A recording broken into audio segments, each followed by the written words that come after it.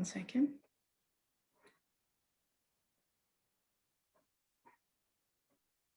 All right, well, we are ready to get started. It's 11 o'clock and the speakers are here. So hello, welcome again, everybody.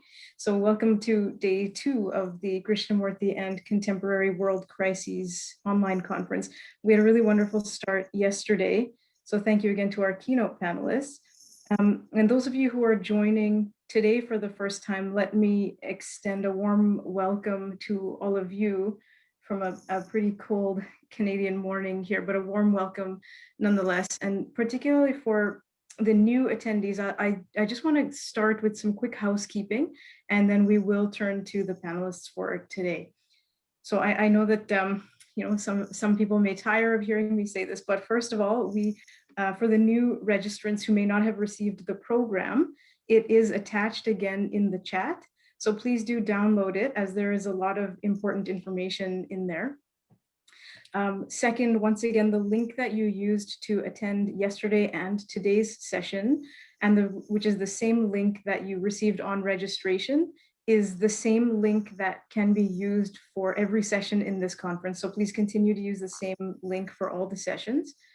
Third, I suggest that the best way to view your Zoom screen while attending sessions is the speaker view. So you can turn that on in the top right-hand corner of your screen, and Zoom will often default to gallery view. So you can change that manually to speaker view. You will get a good view of the panelists then.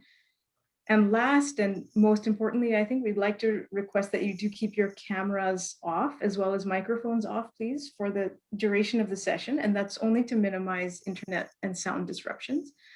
But even though the cameras and the mics are off, we are expecting a lot of question and answer. So please do make note of your questions and comments as the speakers present. And after their talks, the chat will be enabled. So you'll be able to type in your comments and questions there. Everything that you type in the chat will be visible to everybody who is in attendance. So that's a good way for us to all interact with each other. And Ashwani and I will relay the questions orally to the speakers as well, so that they can engage. Okay, so thank you for enduring a bit of housekeeping at the beginning. That's it from my end, Ashwani. Everybody, welcome to the second day of J. Krishnamurti and the Contemporary World Crisis Conference. Happy to see so many of you. We had a very good session yesterday.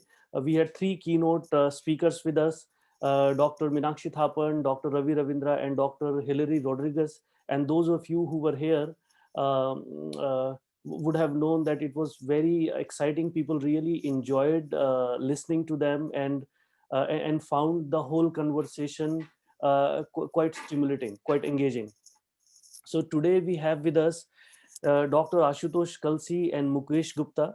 You can read about their detailed bios from the conference program. I have known both of them for a very long time, and both of them are very good friends of me and have been kind of teachers to me as well, because they have a lot of understanding of Krishnamurti's work. So Ashutosh and Mukesh, you will have about 20 to 30 minutes to share your thoughts. And after that, we will open it up for discussion so that people can ask questions. Does that sound okay? Yep.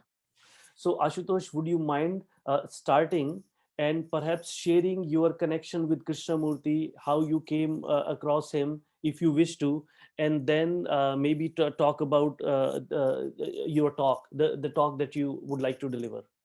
Sure. Thank you. Over to you.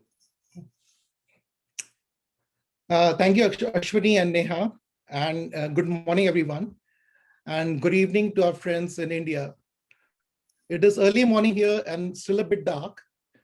We are in the Pacific Northwest region of North America, and it tends to be a bit darker here during winter. But during the summertime, it's, we have early sun and we get up around, 4:30.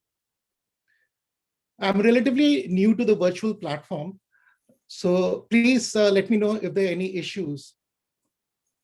For this kind of gathering, I usually prefer a face-to-face contact so that all of us can be in the same place together.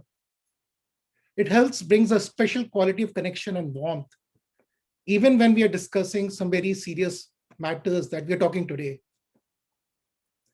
But the virtual platform also has a certain advantage, as it can help connect to so many different people at different parts of the world. I want to thank organizers for putting this conference, Ashwani, Nayha, Bonnie, and others. And I realize that this is not an easy work, as it takes a lot of logistics. I will share a little bit about my connection with Krishnamurti and how I came about, in contact with him. I had never met Krishnamurti.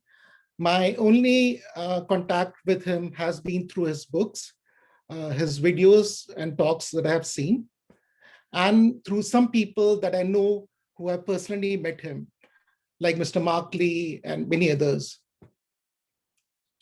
My own personal contact with Krishnaji's work was in my late 20s. At that time, I was going through a form of, existential crisis. I don't remember exactly what happened, but at that time, I was overpowered by this feeling of emptiness and meaninglessness within. I had this feeling of great anxiety and sorrow, which really had no clearly defined cause. Life just felt, empty and hollow.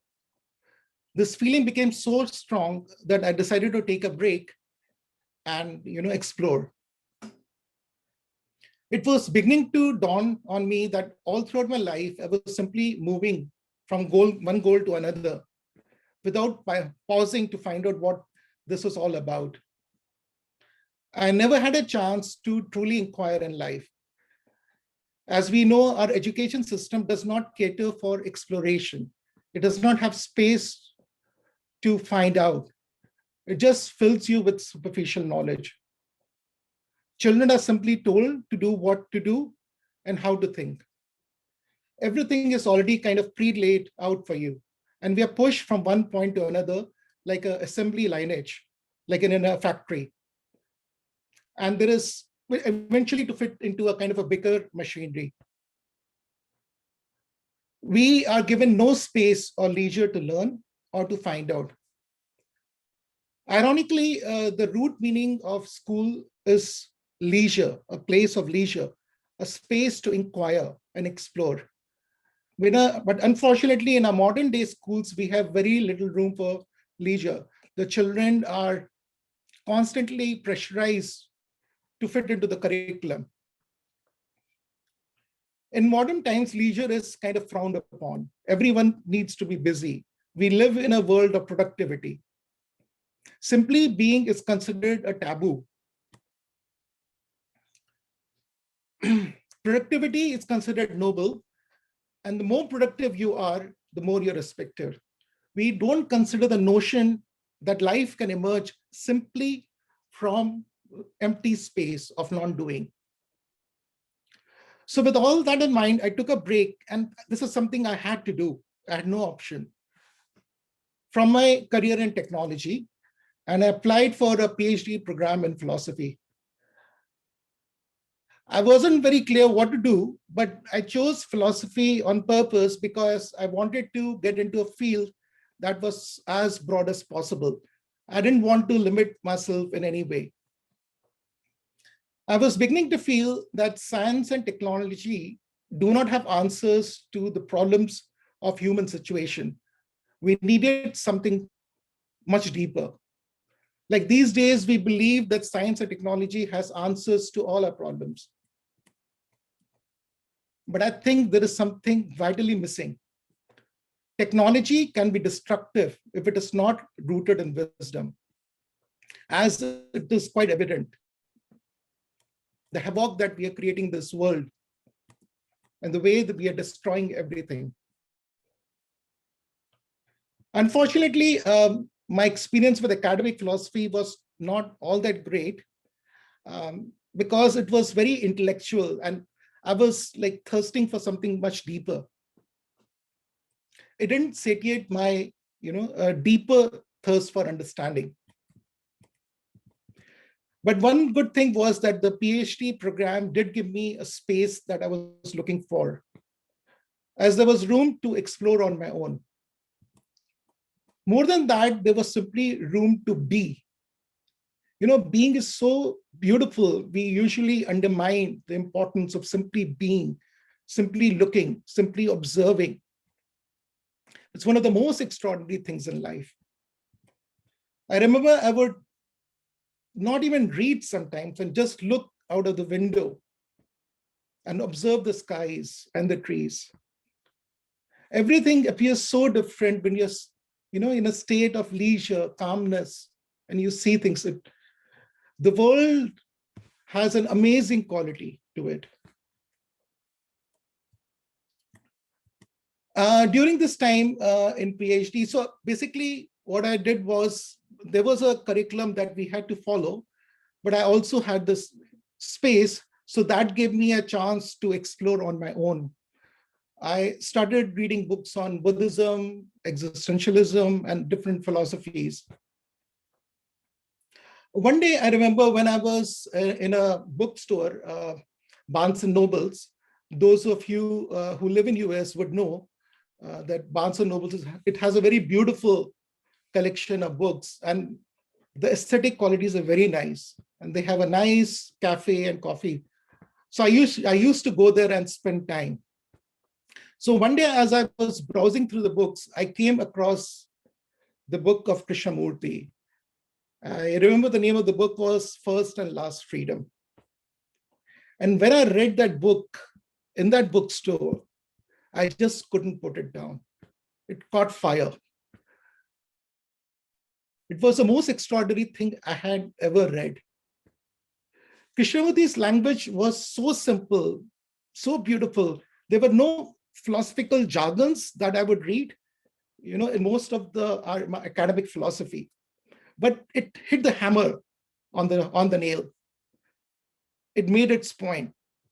It gave me what I was really looking for, and nothing else. No other reading, whether academic or my personal reading, could satisfy that. After that, for months, I just read Krishnamurti, and it was a very intense period, but I really loved it.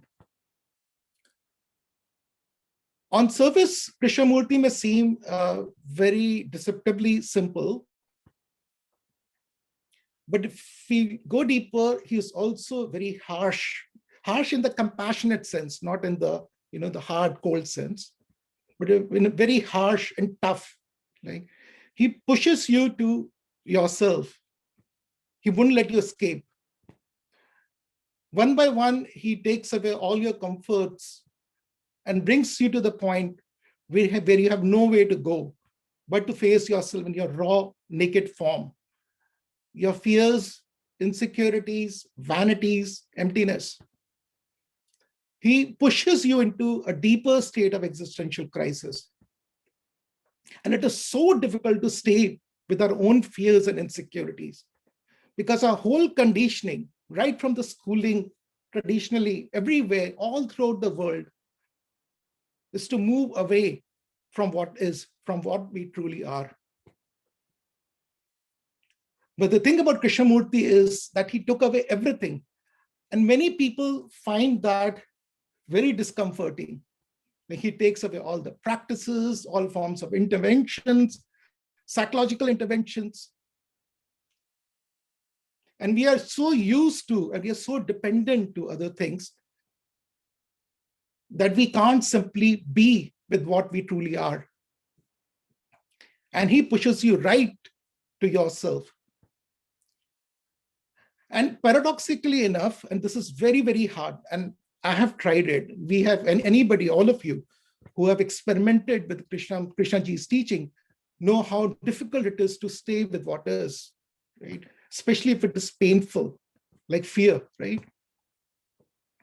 But if you stay with what is, paradoxically, there's this feeling of integration and rejuvenation.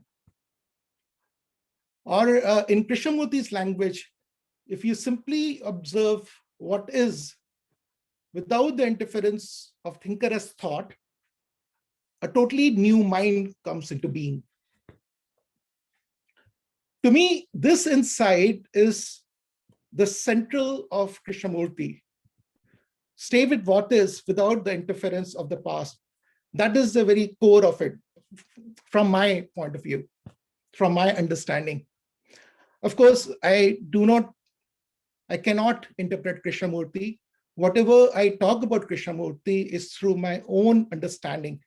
Actually, there is nothing like Krishnamurti. Basically, it's your own understanding, your own self. And Krishnamurti basically is a mirror through which you look at yourself. If you look at the world today, we see a lot of restless energy, a constant movement to become. The rush for progress, development, achievement. There is so much of action, one thing after the other. And when the things are not going right, we have more action to resolve that. So we kind of eternally caught in this cycle of constant action. We live under the assumption that the answers to the problems of life lie there in the future. And you hear this everywhere, the Eastern and the Western culture, right? Keep moving, keep going. And we believe only if we keep moving, we will eventually get there. We have accepted this as a truth, as an absolute fact, without examining deeply whether this is actually true, whether life lies over there, the answer to our misery, our problems lie there, or is it here? The modern world is so entrenched with the idea of productivity and action that we do not want to consider that there may be another way of living, a life of simply being, living, being in the moment. In being, there's no problem. We feel that being is stagnatory, it has no life in it, it's boredom. But if you go deeply, in being, there is everything. There's a constant renewal of life. It's not a stagnatory process. It's not a stagnatory thing. It's not static. It's not fixed. It brings within its own rejuvenation, its own order. It's only in the process of becoming that there are problems and the continuity of the problems. If we examine closely, we will see that most of the problems are manifestation of becoming. The environmental crisis, the havoc, the destruction that we are running on the planet, killing billions and billions of animals, the trees mercilessly being cut. All this because of this whole idea of progress, a constant rush for economic development. And that itself is based on the assumption that life, happiness, everything lies there. The richest person, the most powerful person believes that, and so does the poor. And we have been conditioned to that idea. But if we look deeply, we are all unsatisfied, empty, frustrated, sorrowful.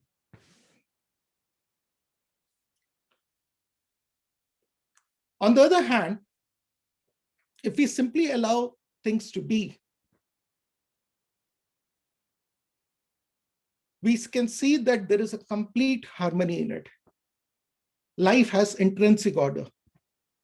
If we simply give space, life heals itself. Everything naturally falls to order. A lot of research has been done. If you look around, there are documentaries, scientific research papers where it is now proven that if we simply leave a piece of land alone, water body alone, anything alone, it rejuvenates, it renews itself. And there is a hint to the problems that we are facing. And the same principle, see, this principle is not just outwardly. It's the whole of life. It covers the whole of life, outer, inner, everything, mind, body. If we give space, if we look within, if we give space to our mind, it also revives. We can test this for ourselves. And I'm sure many of you would have already done that, have done that. If you're anxious or depressed, and if you simply stay with what is, it begins to melt away.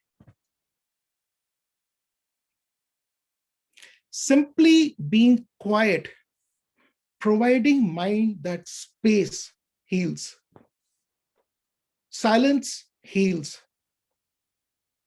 By silence, I mean non-movement, the meditative silence, the very essence of being. The silence has its own creative renewal qualities.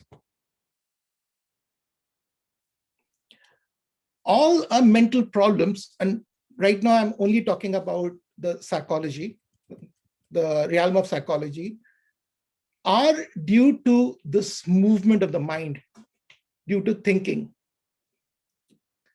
In modern psychology, we have nearly 300 different classifications of mental disorders. But if we look at it as a whole, there's only one disorder.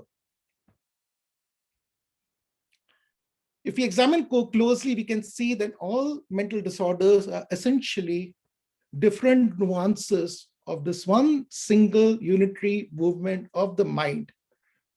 The mind caught in the cycle of becoming, in the cycle of time. There are not multiple disorders, but only one disorder, and which is the mind itself. Similarly, most of the problems, if we see, originate from the thought. The analytical mind breaks life into fragments, groups, classes, nationalities, races, sexes. There is difference physically between people, man, woman, different nationalities, different ethnicities. So there is a physical difference. But what the mind does, it translates that into a psychological idea. It divides the world. The analytical brain, it cuts lives and classifies. This labeling, this word, this symbol, it's created by thought. It doesn't exist in reality. It is a projection of reality, not reality itself. And when there is division, obviously there is conflict. There's fragmentation and there is conflict along the fault lines. No matter what the fault lines are, there are so many of them. That is the single most cause of so much of conflict and violence in the world, all originating from within us. And when I'm talking about the mind, I'm talking about the human mind as a whole. Our mind in that sense, and as Krishna ji has pointed out, is not separate from the mind of other people. The core essence of human consciousness, the stream, is the same. Life is indivisible whole. But the analytical process of the mind has fragmented life. And because of that, we have so many problems. I don't have to go into each one of them individually. We don't have to. We can just see the problem as a whole. And when we see so many problems, we try with the same process to solve it, and thereby giving additional momentum to this becoming. So the problems caused by thought, by the moment of becoming, and the solution also more action, and we are still caught in that movement, and thereby multiplying the problems. And the problems keep growing. any movement, and Krishna ji has pointed this out so beautifully, positive or negative, any movement is the movement of becoming, and thereby it causes fragmentation and more misery. More action cannot solve our problems.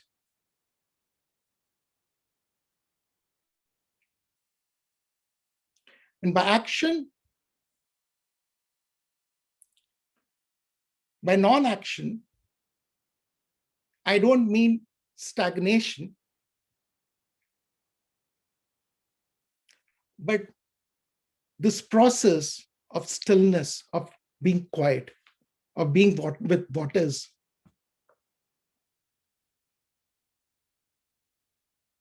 So the only question I feel that is worth asking is, can we be still? Can we simply stay with what is? Can we simply be?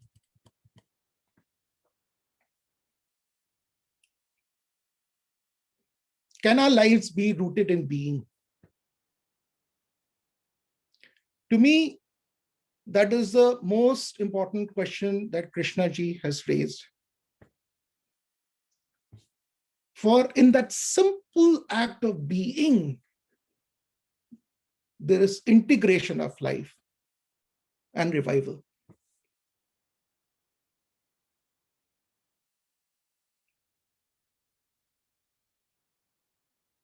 I'm done. Thank you.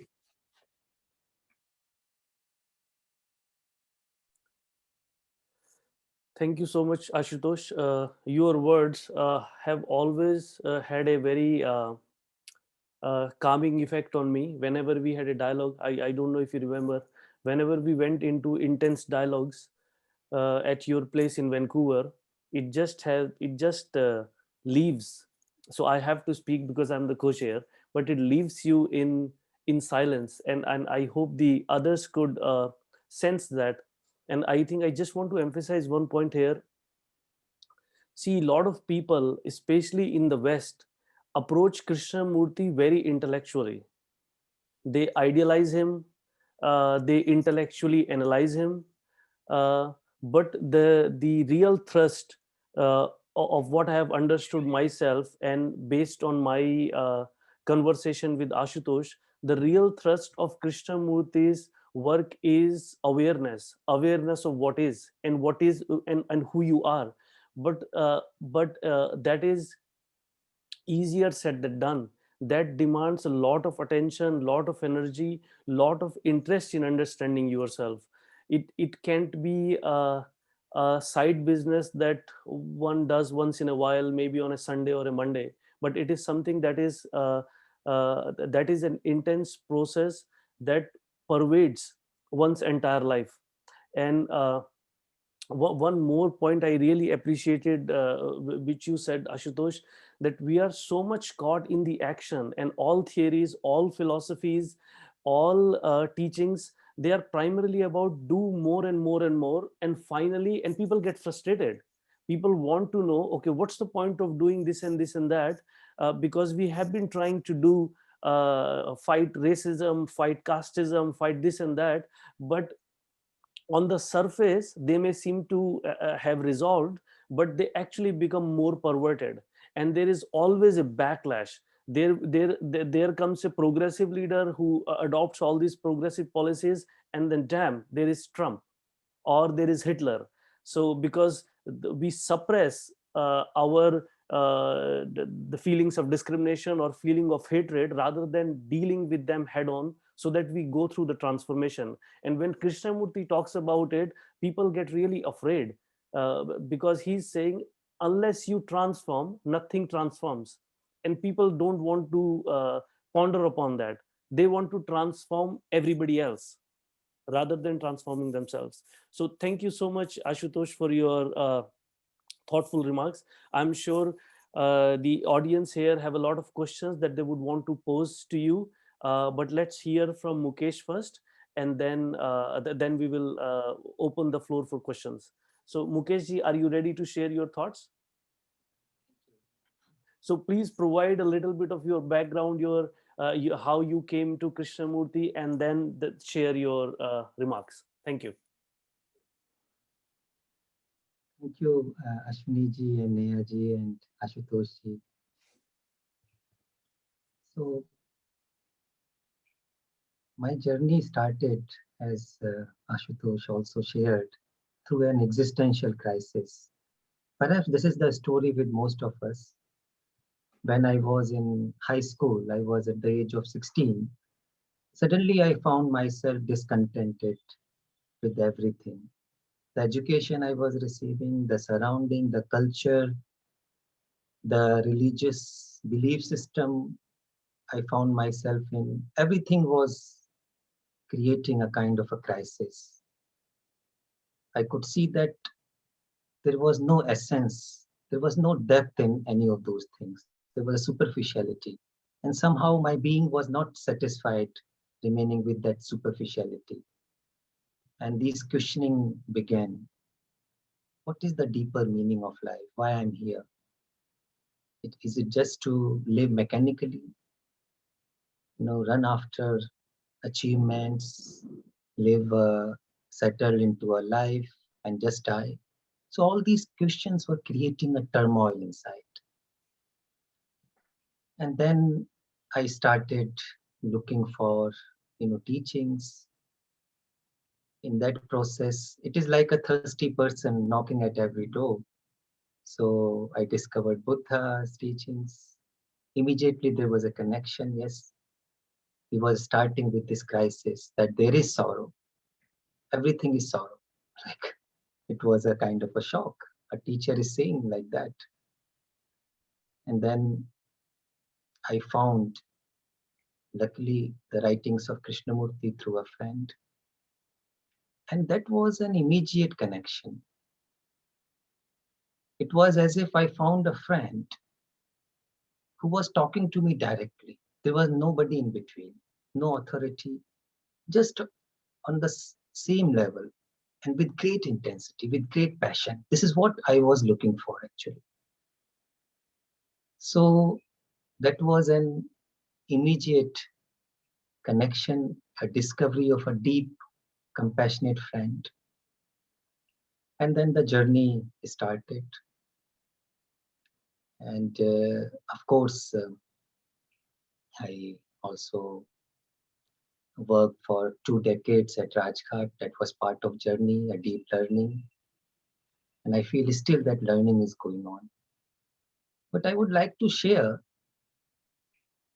that when I was going through that existential crisis individually, and when I went into these teachings, in the beginning, I was hoping that the crisis will be eased. I will find some solution.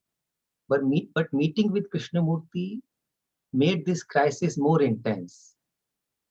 And it was as if my individual crisis was turning into a holistic and existential crisis.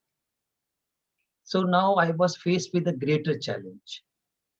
As if earlier I was facing a challenge at the level of individual. Now these teachings suddenly, they took me out of my so-called individuality. And they invited me to open the eyes and see that the crisis is everywhere. The crisis is not only in your education, in the way society is structured, politically, religiously, culturally, in every relationship. The way I am thinking. So I found that going through these teachings was like going through a crisis. But it was a very creative crisis. A crisis which was inviting me to go deeper into the root cause of it. And there was a beginning of freedom, if I can say. And I feel that the teachings, Krishnamurti spoke for about 70 years. And I feel that his entire message is to awaken us, is to sensitize us to this crisis. In each and every talk, he is saying, the house is on fire. The whole earth is on fire. The whole consciousness is on fire. Why don't we see it? This is perhaps the only deep question. Why we have become used to of it? Because the burning fact is, perhaps we don't see that there is a crisis. We may be talking about it. Perhaps we may be even thinking about it. But that is not enough. We may become used to of the crisis. We may become even insensitive to it. So what does it mean to really come in direct contact with the crisis? This is the invitation of these teachings. Look directly into the eyes of the crisis, the very root cause of it. And as it has been shared since yesterday, that the root cause is in the psyche, in the consciousness of human being. Whatever crisis we see outside is a result of the way we live inwardly. So if we really want to respond to the crisis, we have to really address at the very root of it. The root is this consciousness. Root is the mind. The root is the way we think and act.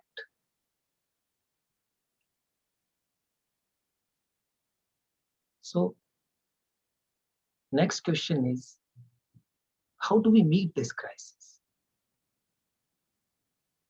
Because if we meet something fully, if we understand something fully, there is a freedom. The key to freedom is to understand, to explore, to really look deeply into anything. And this is true perhaps in all areas of our life, even in mathematics or in sciences. If we understand something, we are finished with it. It brings instant freedom. Similarly, if we understand this whole mechanism of consciousness, the whole mechanism of the mind, where lies the root of the crisis, I feel there will be a freedom, an ending of the crisis. So what is the nature of this crisis? I would like to explore a little bit. Thought is a wonderful instrument. If I ask you, where do you exist most of the time? Where do we exist? Just give a moment and look at it. If we watch our whole day from morning till night, and even in dreams, it may be shocking to realize that most of the time we are existing in thoughts, from one thought to another.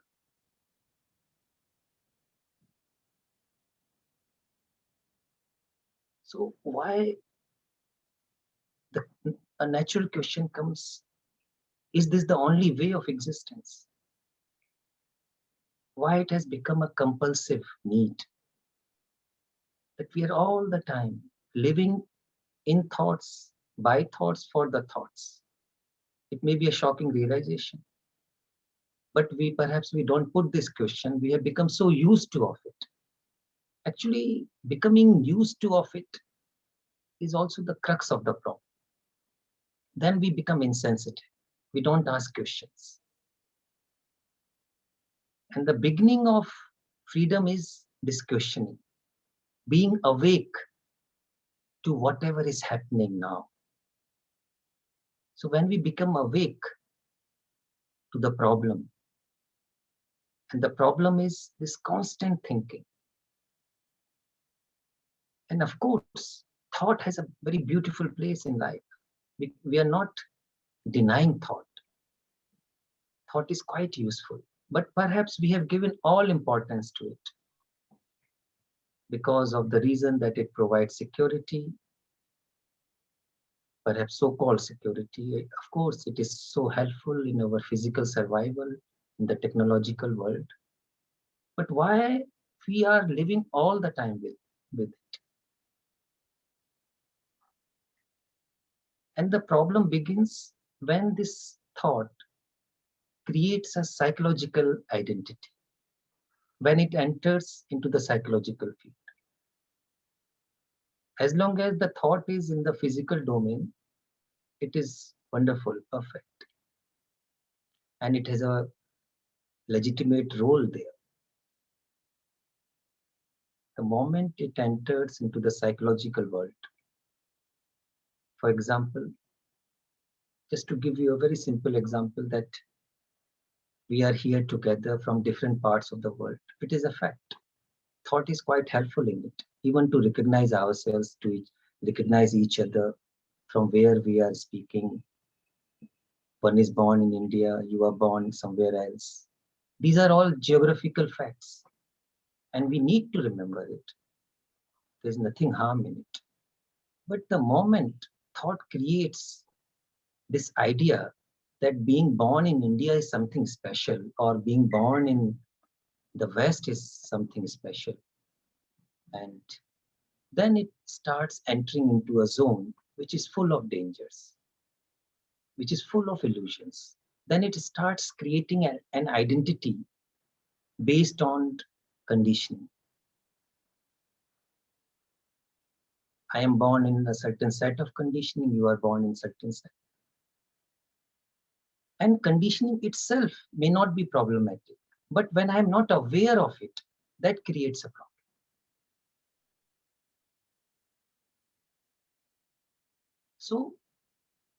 So the crisis begins when thought creates psychological separation, as Krishnaji says often in his teachings. That thought creates this whole idea of observer and the observed. Thought creates the thinker and the thought. It creates a psychological identity that I am this, I am that, and layers of identities. And if we don't examine those identities, we live with those false ideas, with false notions, and that become ground for suffering.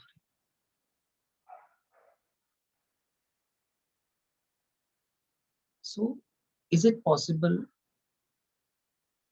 to be aware of this whole process, to be aware of this mechanism by which thought creates this whole division? And this is what is the becoming process, as Ashutosh also pointed out. Thought creates this opposite of what should be. I am not enough as I am, because I have been told by my education, by my society, by my religion, that there is something missing in me. My parents have told me, you have to become like that. There are ideals, examples. Actually, where am I in all this? I am nowhere.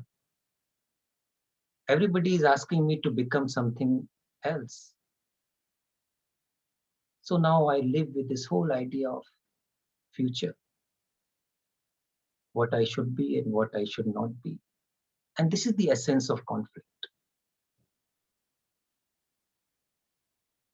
And this is the whole crisis, this becoming process, this movement from what is to what should be.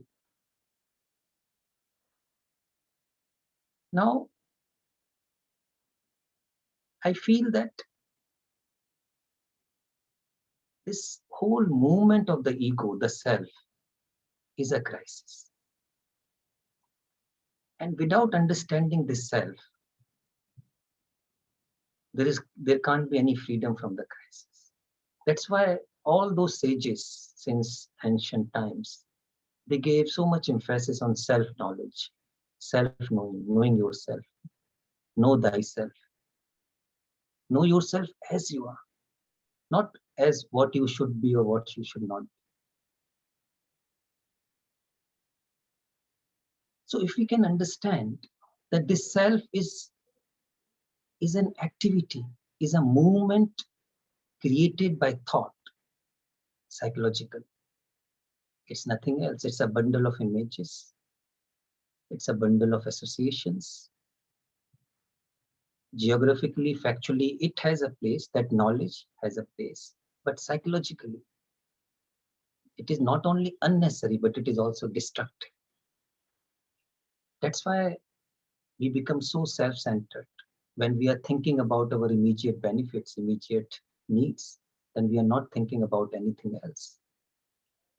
As Ashwani ji said yesterday, we are only thinking about our own security. We want vaccines only for our own country.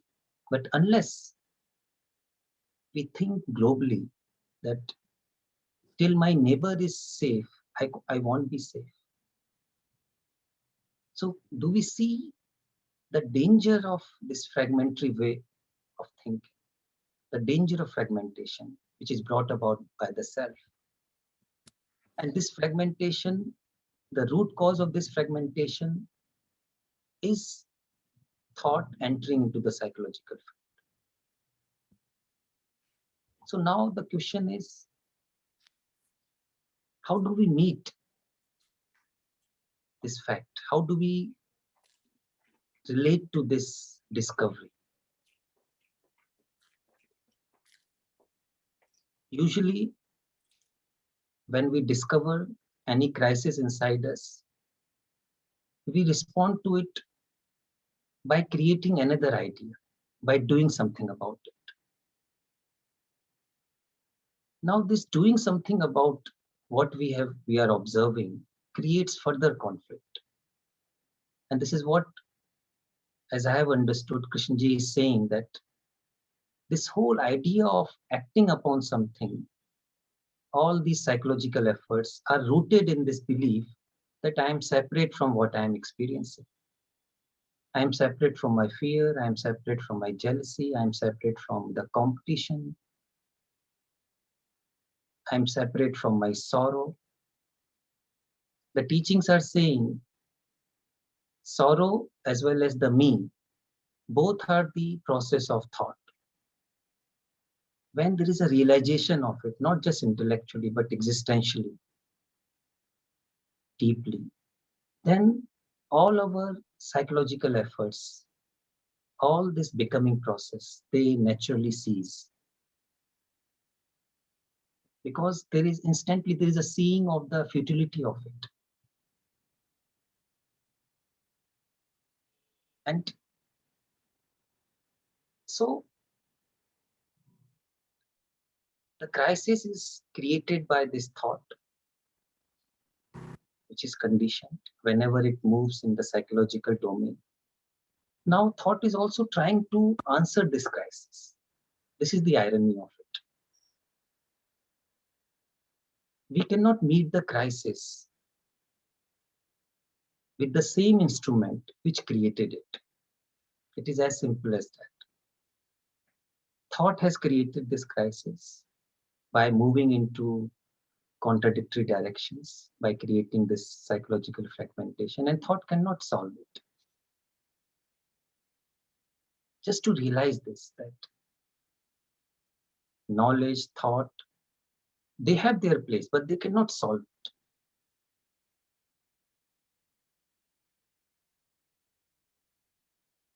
So now, what will solve this crisis? The moment we realize that the instrument by which the crisis has been created cannot solve it, there is instantly a silence, I would say. The mind becomes quiet. And I feel that is the moment of deep perception, deep observation. And here are some hints from Krishnamurti's teachings. Like this deep listening. When we listen to oneself, when we listen to the crisis and not do anything, and there is a complete staying with it. In that deep listening, something happens. And this deep listening is also a crisis for the ego. So in a different way, these teachings are creating a crisis, which is very positive, if I can say, which is very creative. They are inviting us to listen deeply.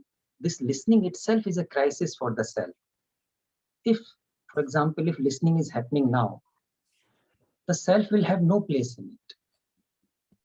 In total listening, self cannot exist. In total observation, self cannot exist. Observation is a crisis for the observer.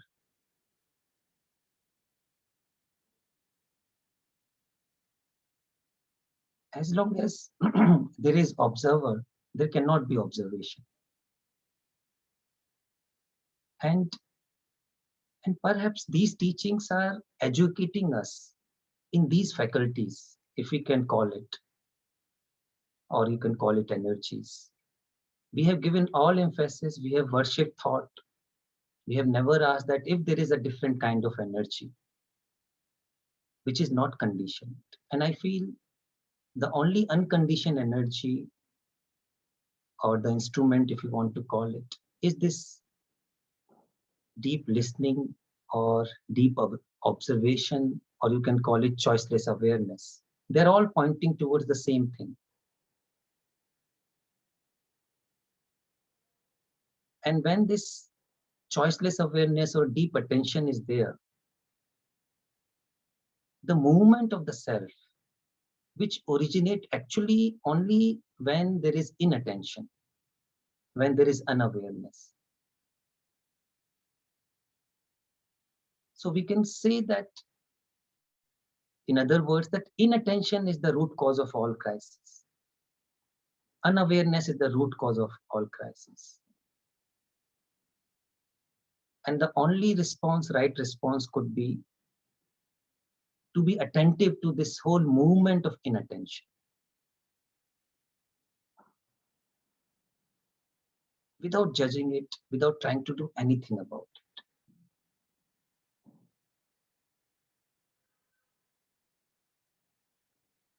And I feel this movement of attention is also the movement of love, because there is no judgment here. There is no center as such here. There is an attending, there is a watching, there is a listening from a centerless space, from the space of deep silence.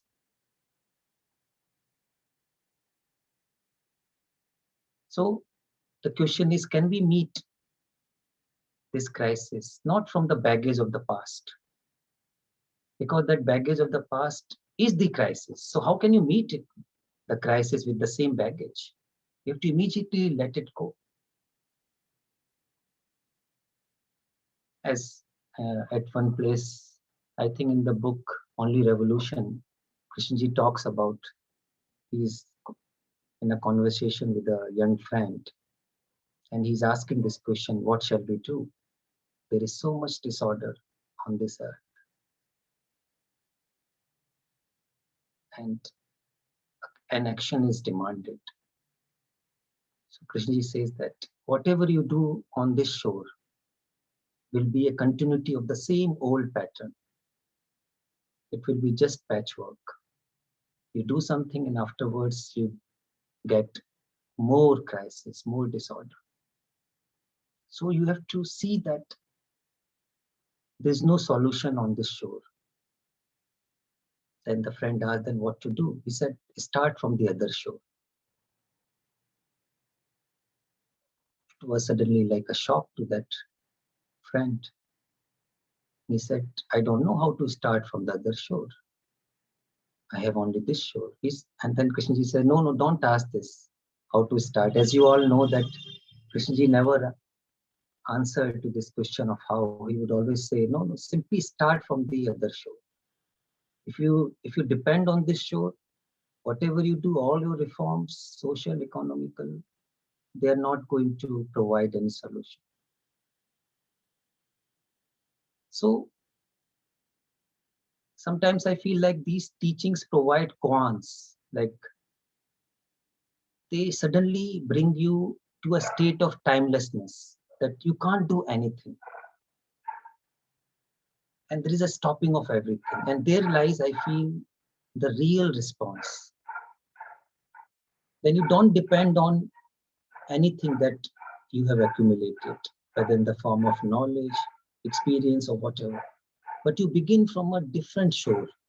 And I feel that shore is this shore of pure observation, this pure listening, or you may call it this choiceless awareness.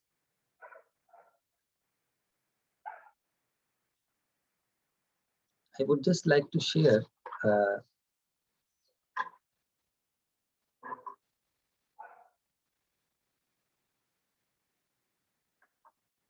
I had also written a paper, but I did not take that. But I will just share with the last piece of it.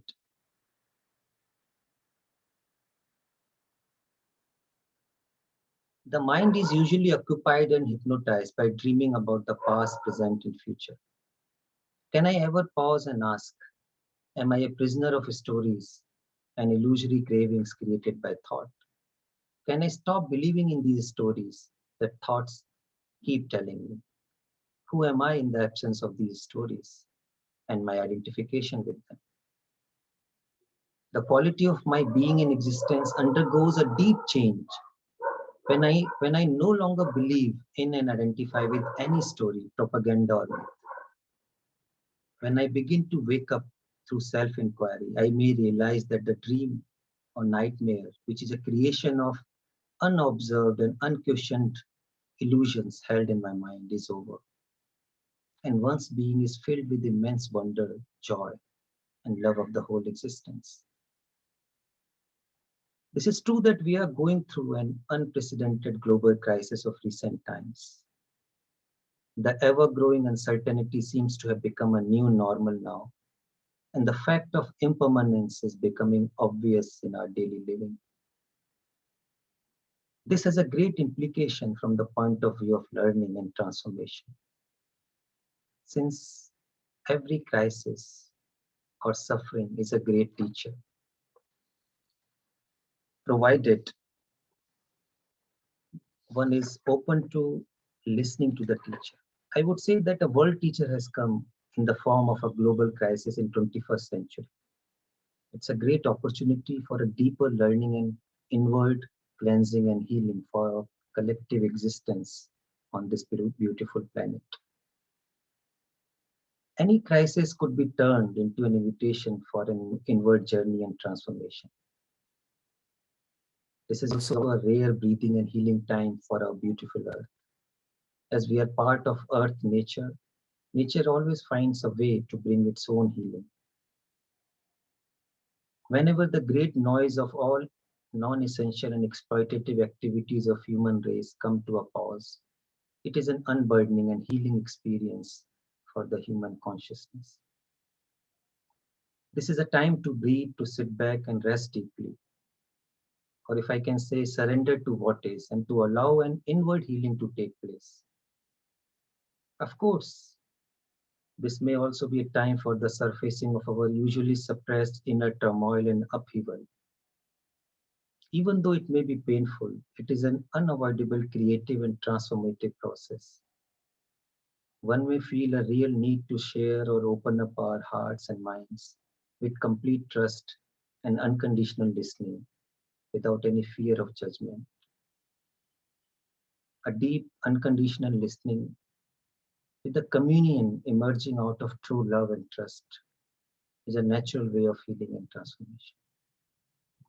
Thank you.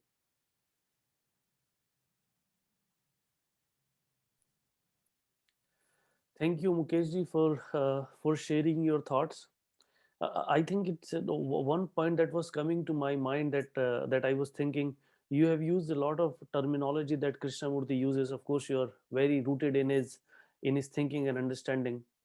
I was thinking that this problem that human beings carry a crisis within themselves, I think that's not necessarily new to Krishnamurti.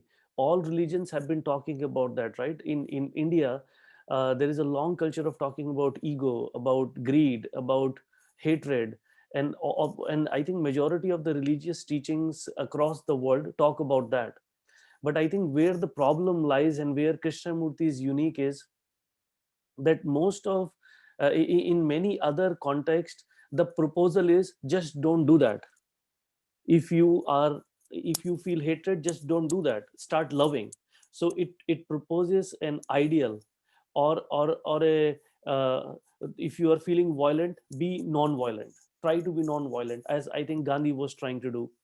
uh, but I think with Krishnamurti, something that is the most fascinating is, and some other teachers have talked about this, but I think Krishnamurti is probably have talked about it most uniquely and most directly, that the crisis is within you. And sometimes people, I've often seen that people get upset when Krishnamurti says that inner transformation is going to bring about the outer transformation. A lot of people don't think that, because they think that the racism, for example, is an outer thing. So unless the people stop being racist, the racism won't end. But rarely do we see that the racism is rooted in self-centeredness. It is rooted in my own greed. It is rooted in my own fear of the other. So unless these psychological troubles that we have been carrying within ourselves, unless we all pay attention to them, uh, there can be a solution or a deeper resolution. As Ashutosh was saying, right, when we try a piecemeal approach, try to solve each problem one by one, we make more problem. So we make laws to solve certain problems, and there are people who find other ways to break those laws and make it more perverted. So I feel Krishnamurti's approach is how should I say, is so direct, that deal with the crisis directly, not tomorrow, not by forming a policy so that the people will change in turn and then there will be a solution, but that the solution is in the moment, in the very transformation of your mind. I think, and one more thing, like people do often feel that Krishnamurti is very idealistic. These are all idealism. There is no like practical reality to it.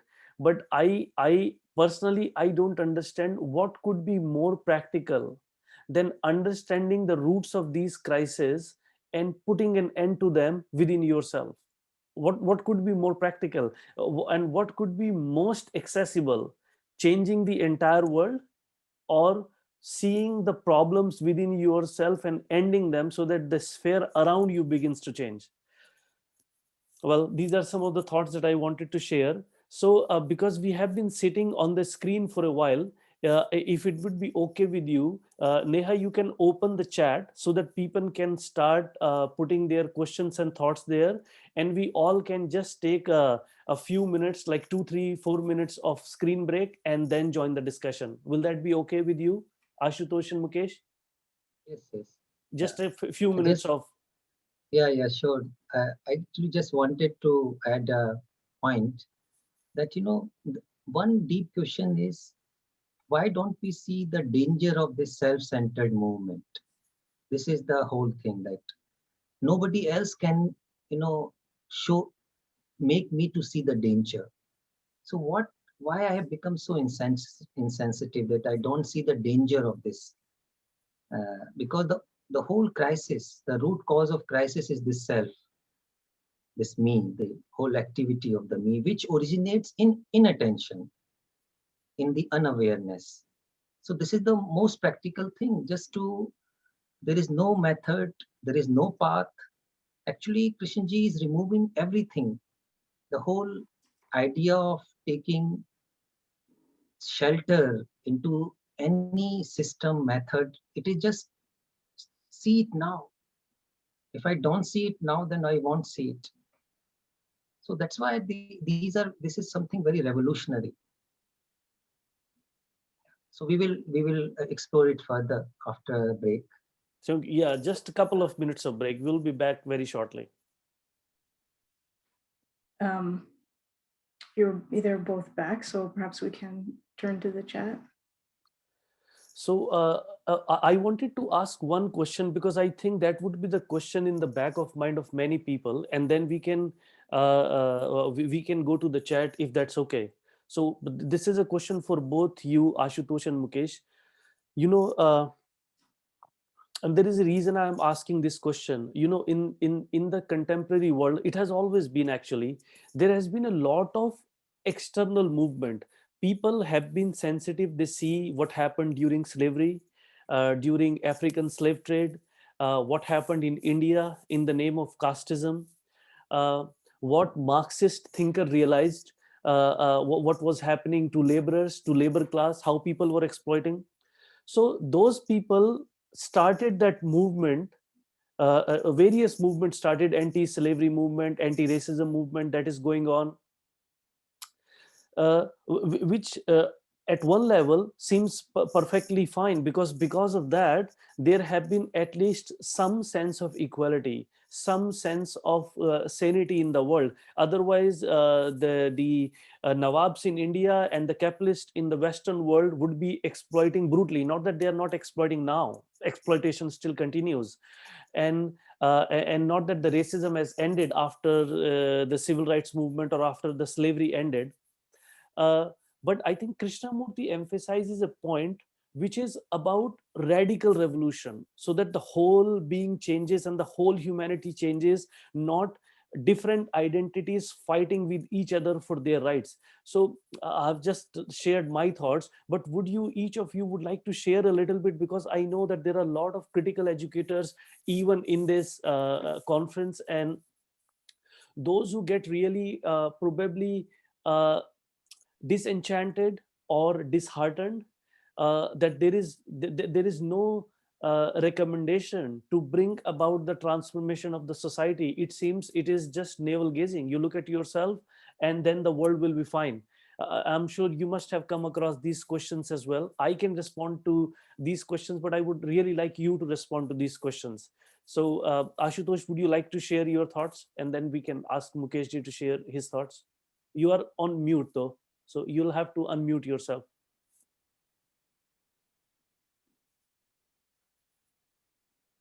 See, that brings us again to the same question of practicality. What is the point of all this if it doesn't have an outer action? So all these ideologies which we have created are basically to rectify the problem, whether the problem of slavery, racism, casteism. But if we look deeply, we are still caught in this whole dualistic cycle. So at a superficial level, we seem to be making progress. The things are getting better. But deep down, the problem, which is the problem of duality, fragmentation, division, still exists.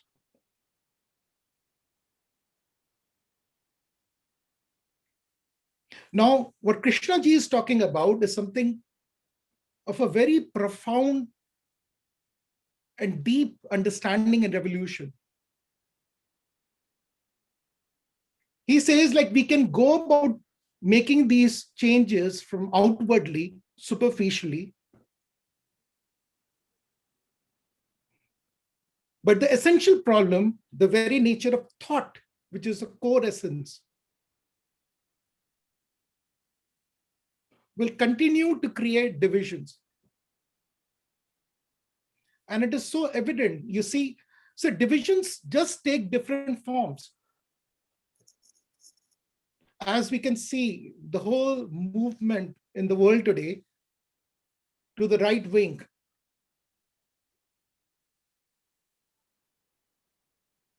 because we never really understood and resolved the problem at its very root.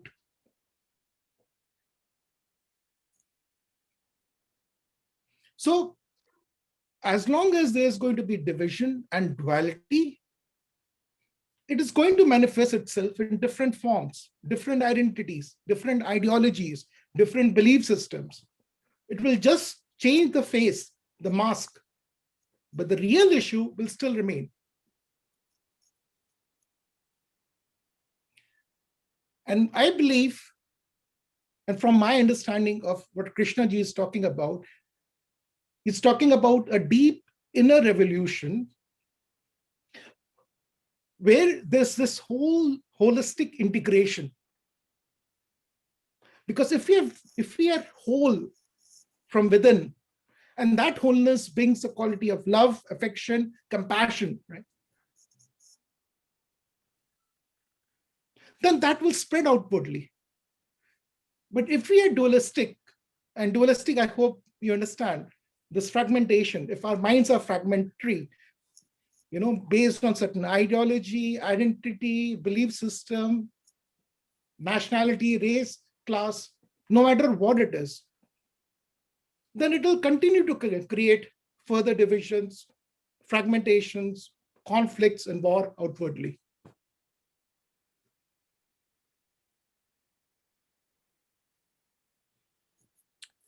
Mukesh? Mukesh, yeah. Yeah, I again say that this lack of self-knowledge, for me, self-knowing process is a continuous journey of learning and unlearning. Unlearning what is false, what is illusory. So the whole crisis is the crisis of identity. As long as I am living with any psychological identity, there is a crisis. And the whole misconception is that there is a security in gaining or achieving a certain identity or making it stronger and stronger. So the whole idea of security, see, we all, whatever we do, all our activities are aimed at one thing, to be secure, more and more secure, wherever we are, physically, psychologically. And there is nothing wrong in seeking security. But do we realize that in the direction we are looking for security, there can't be security.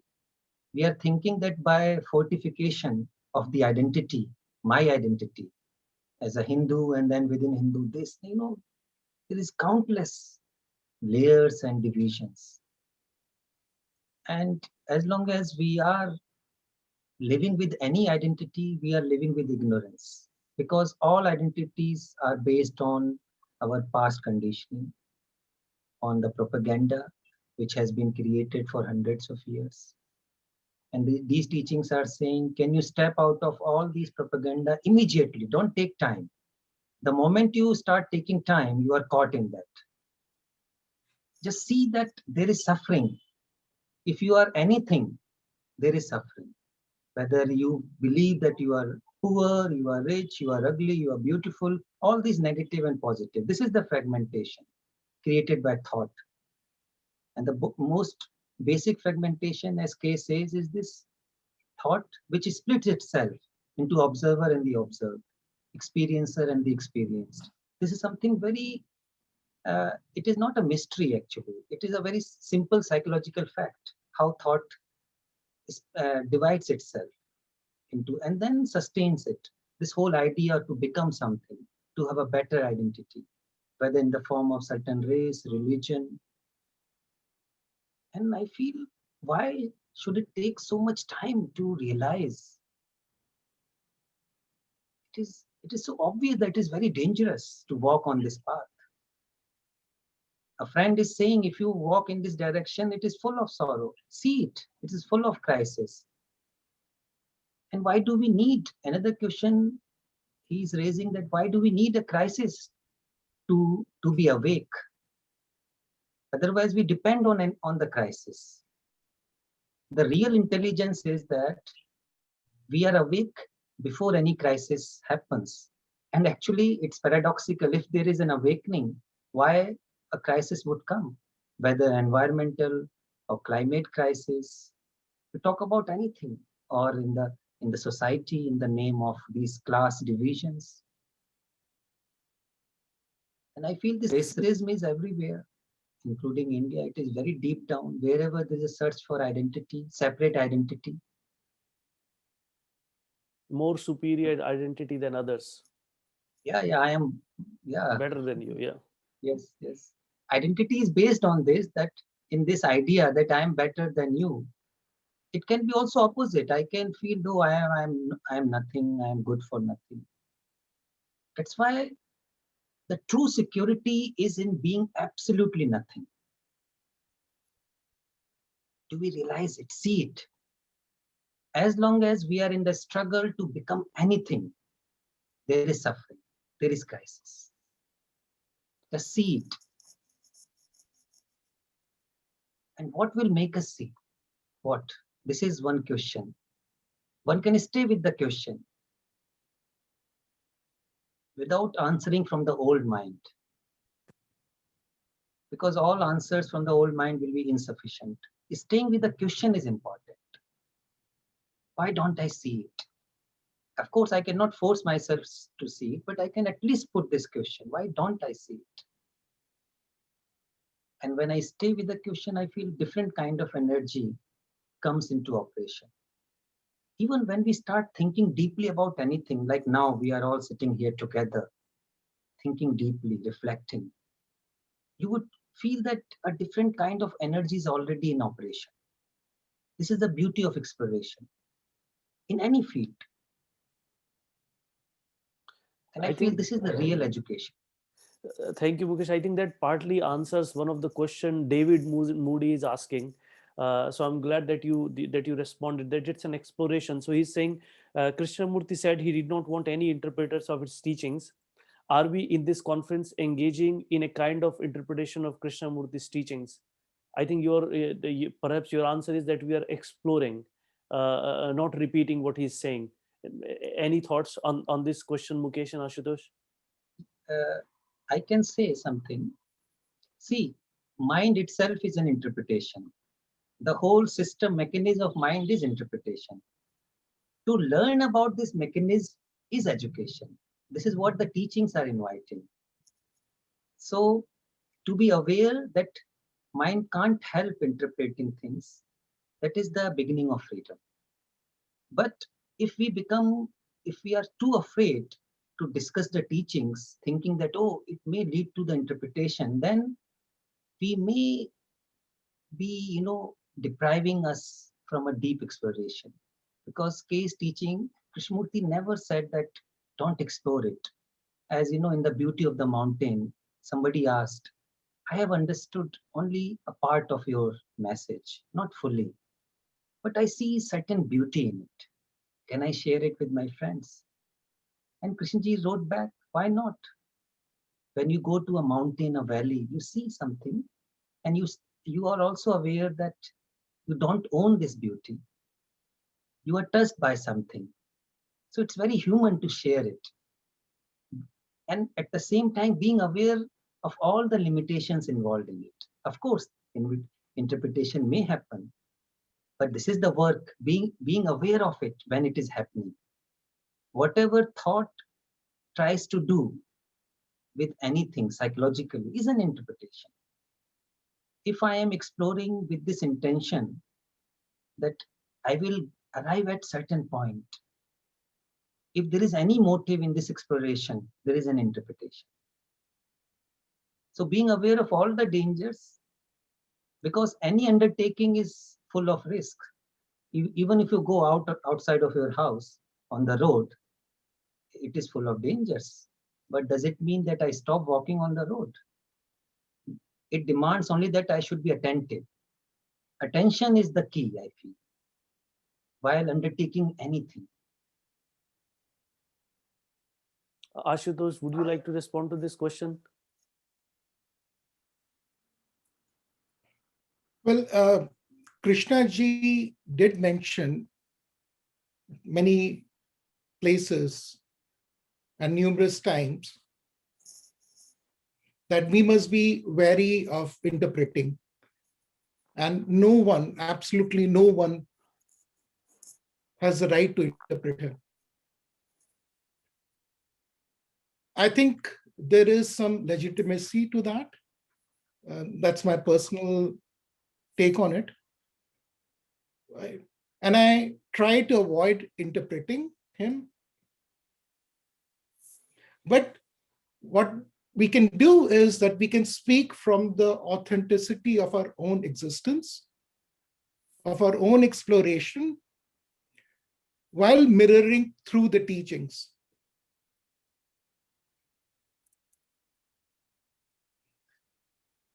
So kind of putting a disclaimer that this is not Krishnaji's views, but my own exploration, my own experimentation, my own understanding of myself. And eventually, basically, if you get to the very core of it, there is nothing like the teachings themselves, in the sense like I only have myself, my existence, with my problems, with the issues, my suffering that I'm going through. And that is the starting point, and I can only explore that. There is nothing like exploring the teachings. There is only exploration of myself in mirroring the teachings, in the mirror of the teachings. And I think that was essentially Krishnamurti's point is, just on a personal note, I read Krishnamurti at one point very seriously, and then at one point I didn't feel the need of it, because I still read it, I can still listen to him, but the point is that what he's inviting you is to unblock your own intelligence and observation, and once you have that capacity, there is no interpretation. You are reading from a very different perspective, because you know that the Krishnamurti can never understand your problem or provide solution, because he's dead, he's no more there. It's you and your existential inquiry that can bring any truth or light to your own inquiry. So the question of interpretation drops right away, because you have to unlock your own intelligence, rather than depending on what Krishnamurti is saying. Do you want to read any question here? Do you have something on mind, or would you like me to keep going? I suppose just because someone has messaged directly, I can relay their question. I think it relates to what we have just been discussing. So if you feel that you've answered it, then please just say so. But somebody is asking, is searching for peace or searching in any event part of violence? When does searching or exploration become wanting? How can one understand it? Does any method or discussion reveal the actual reality of the mind? I feel, shall I go? Sure.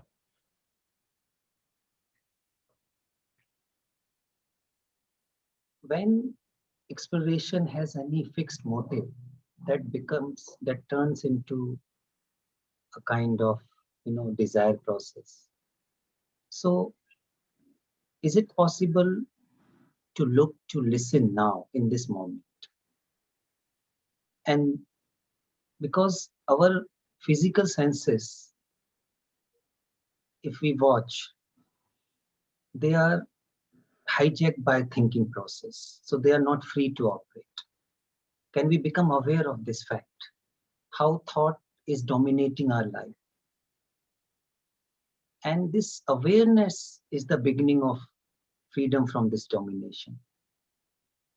So how we are exploring, how we are seeking, what is the instrument with which we are seeking?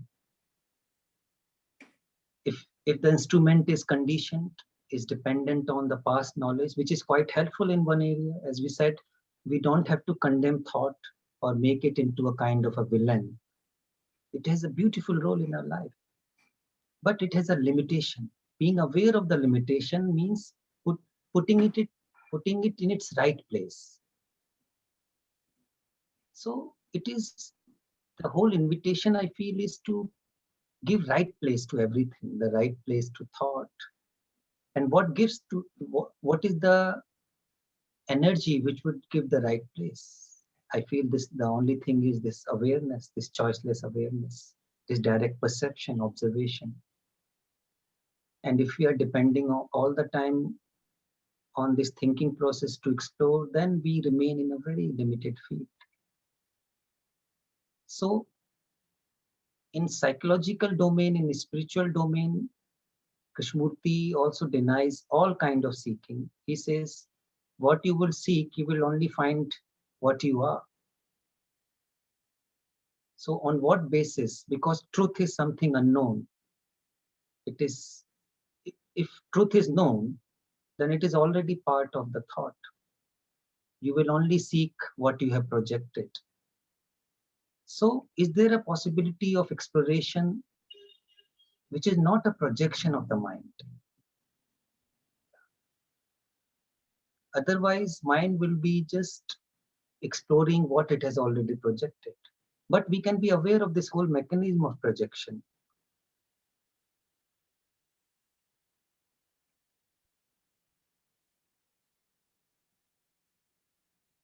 So it's a paradox that there must be an inquiry, a deep inquiry and deep exploration. But there is nowhere to go. There is no destination. There is no goal. And this is to attend to be attentive here and now. And what blocks me from attending now? This question can be put. What is the block?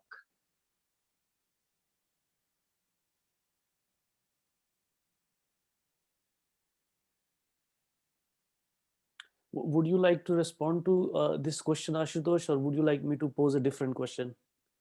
Well, Mukesh, I think he has responded quite well. I can just maybe add, a couple of sentences.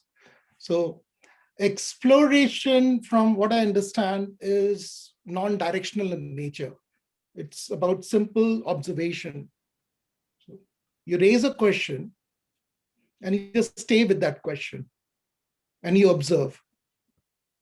And in the very observation, it then unravels. That's it. There is a question by Michelle Forrest. She's asking, Krishnamurti says that we are enslaved to the past. What then is the role of past and of one's life story?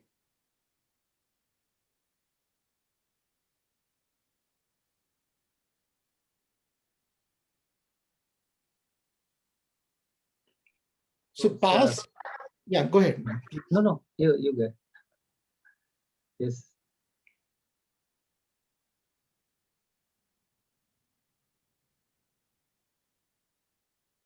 I feel this is important to realize that we are prisoners of the past. The self itself is a prison, and we are living most of the time with all these past stories, identifying with them. There is a pain and pleasure principle operating there. We are trying to search pleasure and comfort all the time, trying to avoid pain. And this is the whole story of the mankind. And the past, which is held in the memories, it has a place just in the memories, and one can be simply aware of one's background, and there can be cultural peculiarities, and one can even, actually we have to look at this question in a very delicate manner. It is not that we are condemning the past. Like, there are cultural beauties, we can celebrate that. But realizing that they are all stories and they have a place. Of course, it happened certain time, but now how do I look? So the question is, from where I am standing and looking at the time. If I am looking at the past from the past, then I am a prisoner. But if I am looking from the now, from the present moment, whether to the past or the future, then there is a different relationship. So I have to ask this question, where I am standing. If I'm totally identified with the past, then I'm a prisoner. I'm both the prison as well as the prisoner.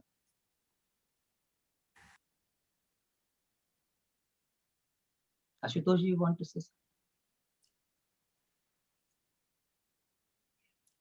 Well, we need past as knowledge for our daily functional living.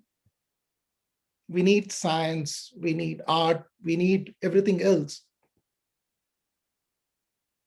But I believe what we are talking about here is past in the sense of self as an identity. And if we observe our minds very closely, we see that the present is being interpreted with the eyes of the past. So the past is, in a sense, it is skewing the present. There's an observation, and then there is an interpretation of that observation.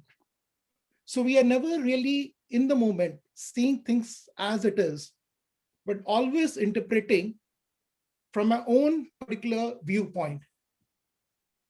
And each one of us have our own particular, viewpoint based on our cultural upbringing, conditioning, and experiences. And that is fragmentary, and that is the self. Now, is it possible to look at life without the past, which is the thought? And I believe that is, if we can see that, and it's a hard work, if we can see that, then that is a pure observation, just seeing the things as it is.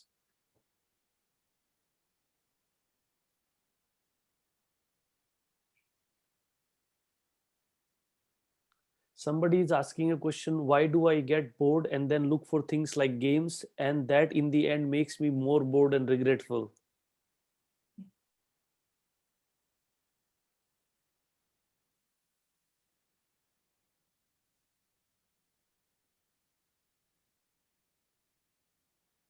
Yeah, I remember when we were children, there were no like these cell phones, or even television was not there. So we used to play outside, and there were times, many hours, we had nothing to do. So we would just lie down and do nothing, and there was not much problem. But I see that, when we start depending on gadgets or outer things to excite oneself, it creates a kind of insensitivity. When we are looking for pleasure or excitement all the time, why there is a need? I'm not saying there is anything wrong in pleasure, and one can enjoy any pleasure or any excitement. One can go through it. But why do we search for it all the time? This is the question. Then we will get easily bored. One instrument will not be enough. We will be fed up with this. Now I need another. So this goes on. This makes the mind dull and insensitive. Can we watch this whole process? That this is a very deadening process actually. And what is wrong with being bored, I would say? What I call boredom. Boredom is just the mind or thought is demanding something new. But new can be here and now, not in the future. It is demanding in outside things. But can we turn it inward and discover that new can be in the flower which is next to me, in a face whom I have been seeing every day? Perhaps I am not seeing it. It can be new now. You just go outside, the neighbor. Perhaps I have never thought about neighbor, not seen my neighbor. So there is so much happening around me. Life is already thrilling, but I have become perhaps insensitive to all those thrills. The open sky is a thrill. Just a bird flying or chirping can be a thrill.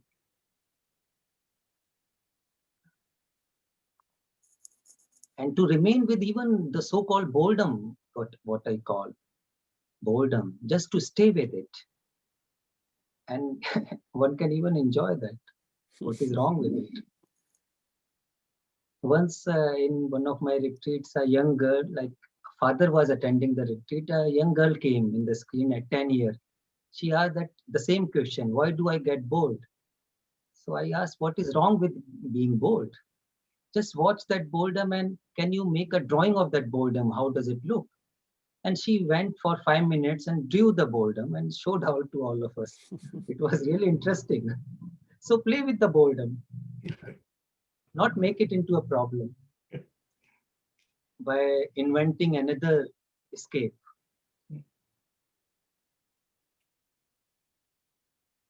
Would you like to respond, Ashutosh, as well? Yeah, well, just few more sentences.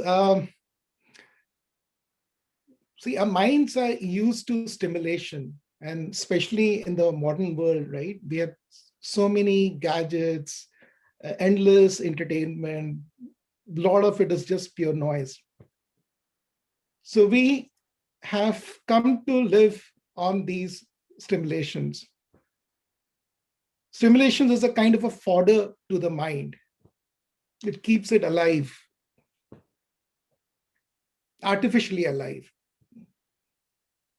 And when we have nothing, so in contrast to that stimulation, because mind is used to that stimulation, it's held in that pattern. It's there in our neural wiring. So in contrast to that stimulation, we have this empty space. And when we have this empty space and we have nothing to do, because the mind is used to being occupied, we feel restless. And I think that is what boredom is. It's the other side of the stimulation, of mind-seeking stimulation. But as Mukesh also pointed out, can we simply live in the state of unoccupation, of emptiness?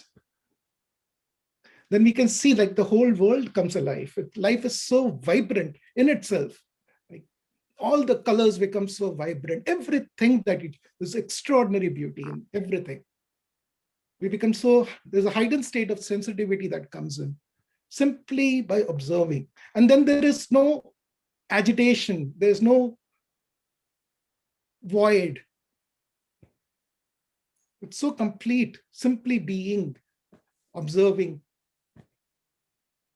It's a completely different way of living. I think this question was very simple. It's deceptively simple, but it is such a deep question because many of the people attending or otherwise can say, "Oh, I don't play games, so it doesn't apply to me."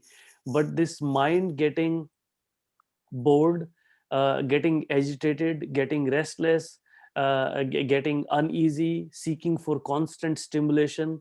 See, the people, many of us are only happy when something going on in the life. That's why I think this idea of being busy has become so important, right? People have Sundays blues. So everybody is waiting for the weekend to come, but as soon as weekend come, there is a sugar crash. You were going on a high stimulation for the 5 days, and suddenly weekend comes and you crash, and you don't know why you're unhappy. Weren't you supposed to be happy? Weren't you supposed to be enjoying whatever you wanted to enjoy? So I think this is such an important point for us to understand that whatever mind is doing, it is doing to run away from itself, to seek pleasure, to seek stimulation. When it doesn't get it, and when it tries to suppress it, the Krishnamurti is very famous when he says, right, that all the religious gimmicks are also part of seeking the same stimulation. It's basically psychologically fulfilling the same role. Somebody is bored and wants to play the game, and somebody is bored and wants to do some religious activity, so-called religious or spiritual activity, but basically it is in the same realm. So I really appreciate both of you to pointing this out, the significance of staying with various activities of the mind, including the boredom or desire to seek stimulation.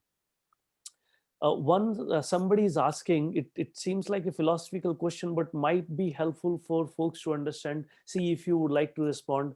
Somebody is asking, what's the difference between brain, mind, and consciousness? If you think it's too theoretical, but it would be good if you have a response to it, even though a brief response. See, we can say, to begin with simply, as I have little bit understood, brain is the physical apparatus, the instrument which we all have. And also one thing is important, that this brain is not just an individual brain, it is humanity's brain. It has not developed as my or yours brain.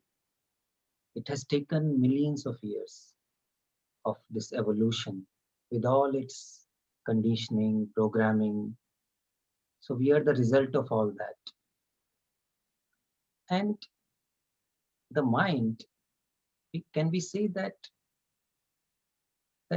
brain is an instrument of the mind? All this thought process, the feelings, the desires, whatever is happening psychologically. And that is also not just individual, it is universal. That's why when K says that you are the world, perhaps he is implying that whatever you are, whatever you think, is part of the common stream. So there is nothing unique about me. I also have desires, you also have desires. I also go through fear, you also go through. The whole human consciousness goes through it. And many times he has used the word mind and the consciousness in the same manner. Consciousness, which is limited by these reactions of thought. And he would say consciousness as we know it, as we experience it. There may be some other aspects of consciousness. Perhaps they can appear when all the activities of thought comes to an end. But that is another question. So the mind, consciousness, which is something universal, and it uses the brain, the physical instrument.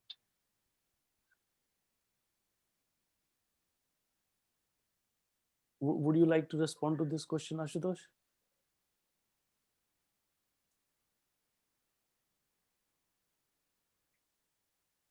Well, mind, consciousness, see, these words are relevant in the context in which we are using.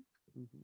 So we can mean by mind thought, we can mean by mind simple awareness, but those are very different things.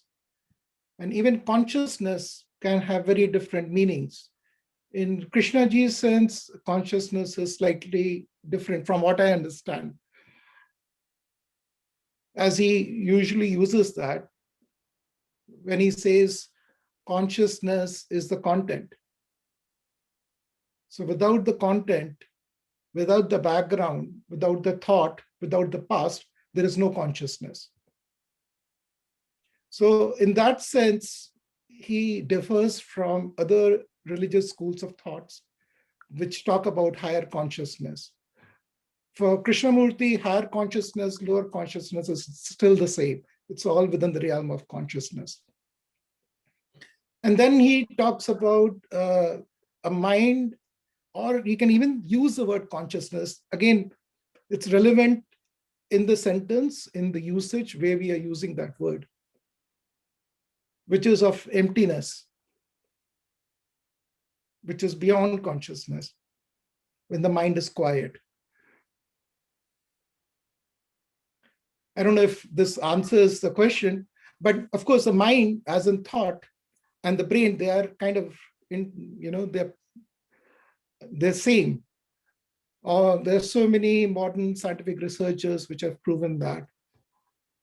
So activities in the brain, the thoughts or emotions they have, you can see it actually in the brain. So they are both kind of integrated. And also, as Mukesh has just mentioned, that consciousness is not my consciousness, unique consciousness. Of course, it is colored by a particular set of conditioning and background, but it is essentially the universal consciousness. It's a consciousness of the mankind, not just me. It is like it is a stream. Like this is important. It is not something static. This whole existence of me or the self, this is also interesting to note that it is not a fixed entity. It's an activity. It's a movement. Because it is a movement, it can come to an end. If it was a something fixed thing, like a rock solid, then there was no possibility perhaps of ending it. But since it is a movement of this becoming, which originates from this, when thought creates the opposite, when it moves in the opposites between what is and what should be, that is the whole psychological time.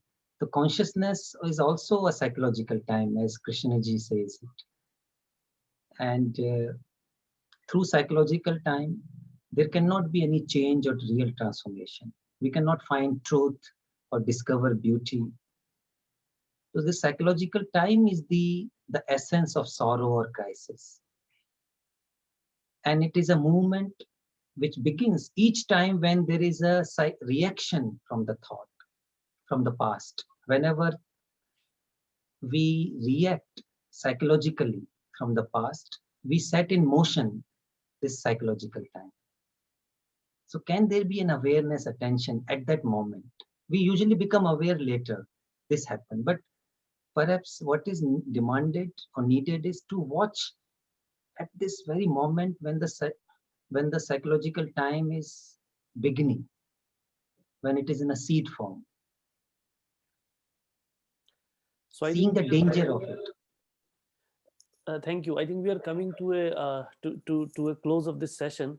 I think from what I understood from this discussion, that there is consciousness in the sense of its content, memories, images, feelings, thoughts, and from that larger pool of consciousness, because of our personal training and an emphasis on I, we drive a personal consciousness or personal identity. But basically, it's kind of an abstraction to live by, to be identified, to identify yourself. But it's basically consciousness, and perhaps there is a different kind of consciousness when this consciousness is quiet. So basically, it's all consciousness in active form or when it is absent. So I think there are a bunch of questions and stuff as well, but we are very close to the finish time. So Ashutosh and Mukesh, would you like to share a few concluding thoughts? Maybe we can begin with with Mukesh and then end with Ashutosh. So Mukesh, anything would you like to say at the end of this session? Yeah, I would like to just share one quote from Krishna, Commentaries on Living.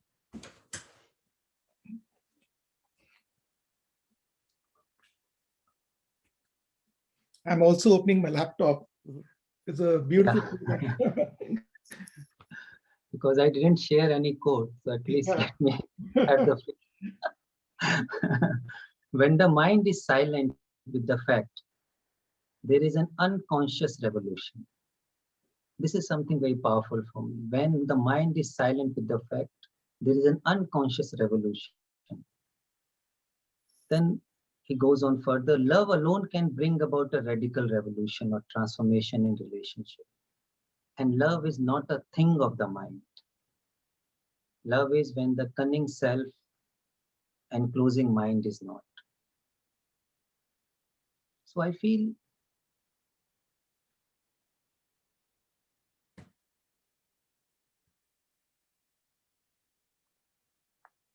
like I was writing this in my diary the other day, that if I have to ask myself, what is the most dangerous thing on this earth? The most dangerous thing. So I just wrote that this whole movement of the self, the ego, the me, this separating I, which creates the division. I'm separate from the rest of the world. I'm separate from you. Of course, we have independent physical existence in the sense that we have different bodies, faces, appearance, but that is just at a superficial level. But deep down, is there any division? Or all divisions are created psychologically by the thought? So this total negation of all these illusory activities which are created by thought, I feel that is the beginning of revolution, a real transformation. And this negation is not that I decide to negate. It is a byproduct of this deep exploration. It's a byproduct of deep listening.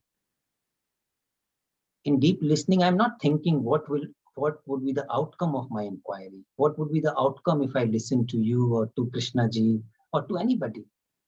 Listening is happening for its own sake, for the joy of it. So this negation is the byproduct of deep observation. This observation is not happening from any past background. It does not depend on any knowledge, on any training. And this is a good news. It is available to us at any moment. I feel that one can experiment with all these insights without making anything into a problem. If I realize that deep down, there is no love in my heart. What I call love is all this, all those notions about love, but I really don't know. This realization that I don't know what love is, I feel it's a very honest, deep moment. And that is the beginning of love without calling it a love. Because it is something beyond all name, beyond all description.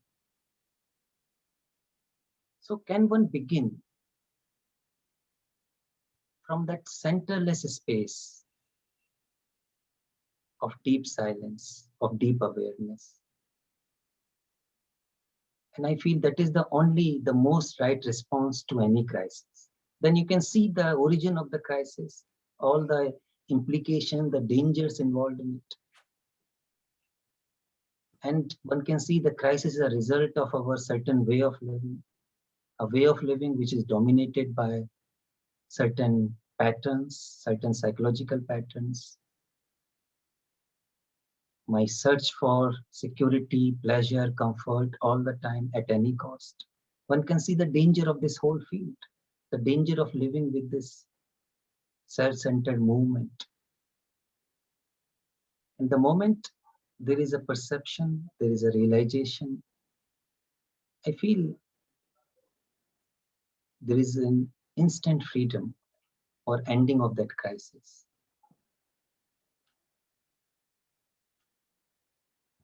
And of course, the outer crisis in the world which I see, it is there, but my whole relationship changes. At least I'm able to see in my daily life how the way I live is contributing to that crisis. Can I stop that? So that stopping is a great contribution.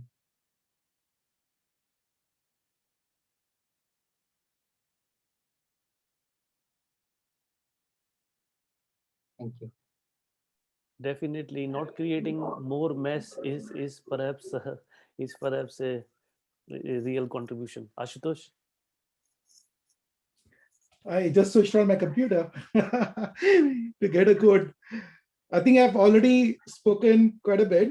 So in the end, I think I will just let Krishna ji speak.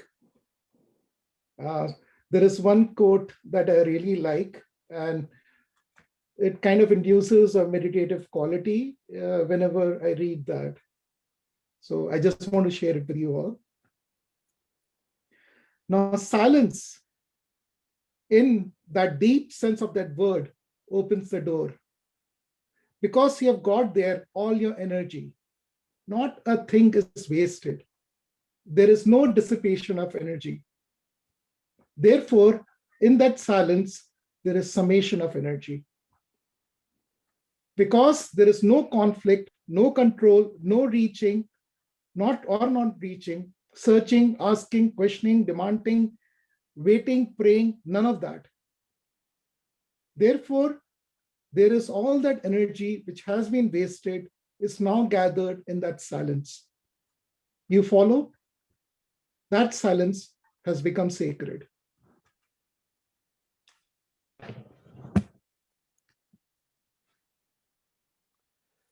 Thank you. That is a very powerful quote, and and anybody who reads it, it's a enormous challenge to the mind, because mind is all that is not silence. Um, thank you so much, Ashutosh and Mukesh, for sharing your thoughts today. I think it was a very lovely session. You'll see from the chat, a lot of people have been sharing their thoughts that they have enjoyed it.